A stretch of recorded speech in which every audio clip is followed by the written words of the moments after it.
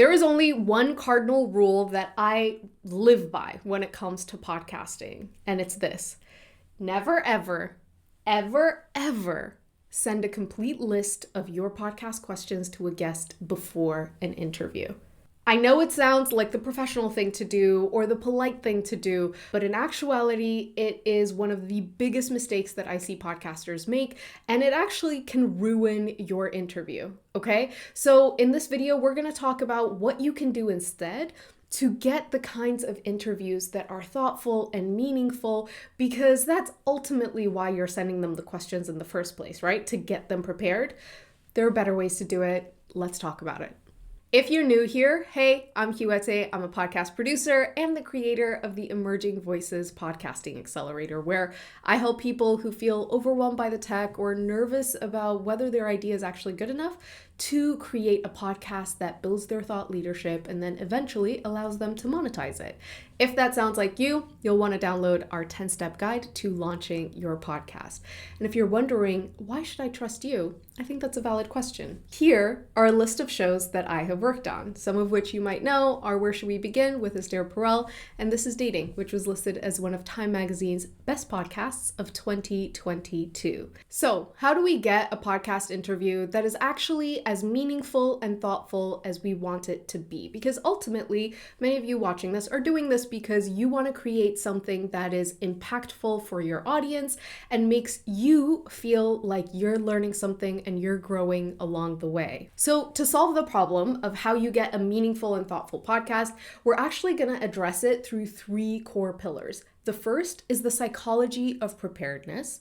The second is what your guest actually needs.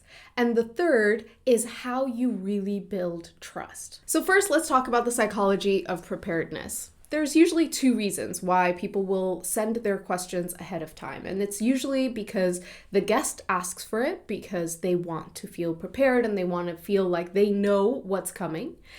Alternatively, sometimes the podcaster wants to let the guest know that they're prepared. They know what they're doing, so here are the questions that we'll be covering. It might also be that you want your guest to prepare, so you want to send them the questions ahead of time. The issue with this is 10 out of 10 times, and if I'm wrong, it's 9.7 out of 10 times, the person on the other end will inevitably over-prepare. The reason for this is because when we are told we are going to have a microphone placed in front of us, maybe a camera placed in front of us, and our ideas are going to be distributed to the world, we want to bring our best selves forward. The issue with this is that you lose your humanity when you over-prepare. I'll give you a quick example. One of the podcasters that I was working with had a podcast about languages, learning different languages. And she interviewed someone who was multilingual, multicultural, and she was so thrilled that she found this person. She did a pre-interview with her, and the guest was the perfect guest. This is exactly who she wanted. After the pre-interview, the guest asked her, hey, could you actually send me a complete list of the questions so I can prepare? And the podcaster felt uncomfortable saying no, so she sent her the full list of questions, and then they did their interview.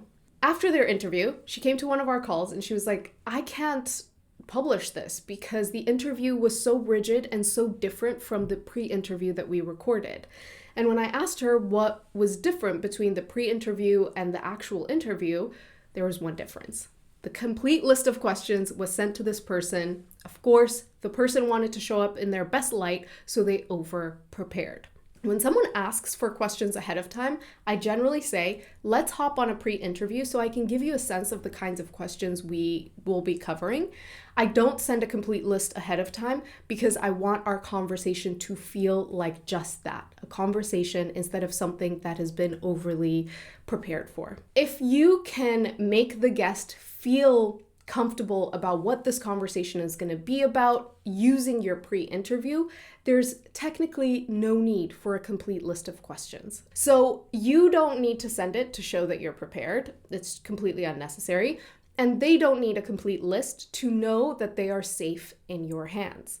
This brings us to the second point. What does your guest actually need? They really need safety. They don't need control in the form of scripts or questions. They need to know that they're safe in your hands. So how do you actually provide the sense of safety for your guest? All of this begins long before you ever press record.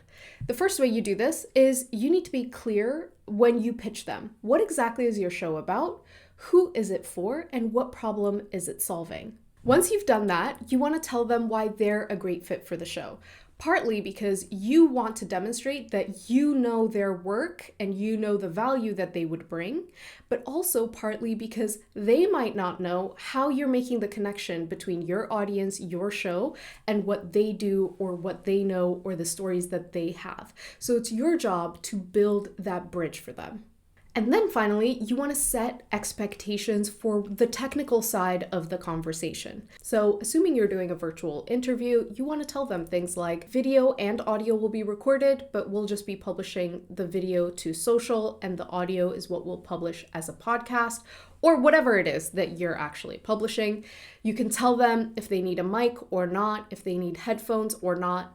Hint, they always need headphones because you want to keep your audio tracks separate. You also want to tell them if they need to be in a quiet room. They do. And if you tell them everything that they need to know beforehand, then they can feel comfortable that you know what you're doing and you can lead this conversation in a way where they don't have to worry about how safe they are in your hands. Now, one of the best things you can do to minimize the anxiety that people have as a podcast guest and the anxiety that you might have as a podcast host is to have a pre-interview, which is essentially anywhere from 15 to 30 minutes where you meet this person in the same virtual studio where you're going to be recording your full-on episode so that they know what it looks like to do an interview with you. You can test the audio in that space. You can test what kind of headphones they are, if it works for the interview. You can even ask them a couple of the questions that you know you'll ask them in the interview. And you can say something like, the conversation we've just been having just now, that's essentially what our podcast interview is going to be like. It's very relaxed, it's very conversational, assuming that your podcast is that way. Essentially, you want to give them a taste of what the actual interview is going to be like. Let them feel in their bodies how comfortable they feel talking to you so that when the actual interview takes place, they would have already tested it and done it. This replaces sending questions because it gives them the sense of safety that they want without needing to over-prepare. And finally, we want you to build trust. And you do this by giving them direction, being open, and being consistent. So you are essentially the director of this stage that the two of you are entering. And the more calm and confident and grounded you are, the more calm and confident they will feel, okay? So you want to do this first by directing them as to where they should go, when they should be there, etc. So typically I recommend sending an email 48 hours ahead of time, 24 hours ahead of time, and maybe the day of, depending on whether you think this person needs it or not, or if it's just a standard part of what you do, that's okay too. I've never felt annoyed or irritated by a podcast host sending me more information. I'm often just annoyed when I don't get enough information. It's the day of the interview and I don't know what link to open. So more information in this sense is better than less. In these emails, you want to give them a little tech prep. So what we talked about earlier, do they need a mic? Do they need headphones? What should their lighting be like? All of that you should be able to tell them ahead of time so that they know they're prepared, which makes them feel good. When you actually enter the interview, you want to ask them, is there anything that's off limits that you don't want to talk about with regards to whatever the subject is that you're covering? If they say, I do not want to talk about my divorce, or I don't want to talk about anything super personal, you want to clarify what the limits of that are. So, okay, I won't ask about kids or, your partner, but would it be okay if I asked about your morning routine or your evening routine? Because Ultimately, you want to know what your boundaries are so that you are staying within them and this person can trust that you're not going to trespass what they've told you they don't want you to go past, okay? So the more communicative and clear and open you are, the more likely they are to sit back and feel comfortable and truly open up in the conversation. And finally, we want you to come to the interview with the kind of energy that you want your guests to have. So you'll notice this when you're watching YouTube videos. If I'm talking really fast and I'm doing this and I'm doing that, and that stresses you out. But if I'm talking really slowly, I'm calm, I look happy, that is more likely to calm you down and you're more likely to feel those sensations in your body. So it's really important that before you sit down for your interview, you give yourself whatever it is that you need. So we've talked about this where I've said, have you drank enough water? Have you eaten today? Have you gotten some sunlight? Whatever it is that you need to feel good, you want to make sure you give that to yourself first so that when you show up to the interview, you are actually grounded. And when this person mirrors your energy, it's going to be for the best outcome for the podcast. I hope that makes sense.